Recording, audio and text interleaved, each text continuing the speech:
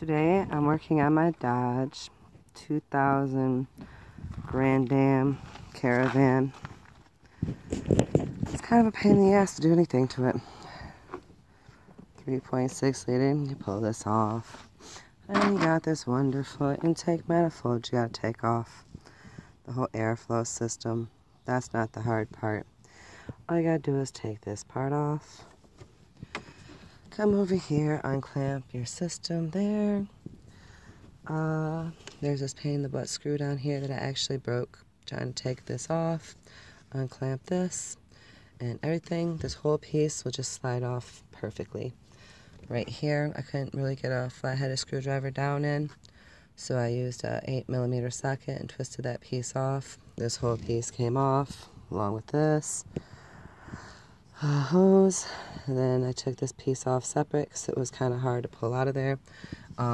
It does come apart easily right here. You don't gotta do too much to get it off. You don't need many tools. You'll just need your flat-headed screwdrivers, your spark plug socket, a 12mm socket, an extension, a 8mm socket to get down in the screws down in these parts, which are a big pain in the butt, and then your 10mm. I actually think at the end I say that's 8mm to get the little boxes off of your spark plug wires boxes.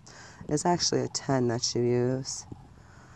Other than that, hope you have fun. I hope this video ends up being useful for everybody who watches it.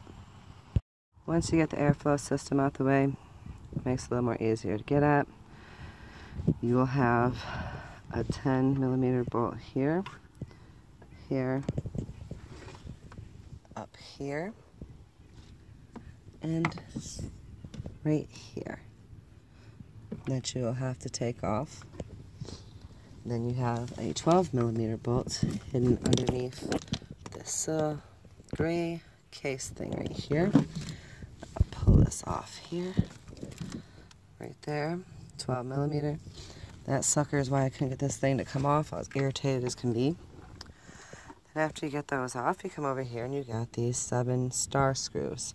1, 2, 3, 4, 5, 6, 7.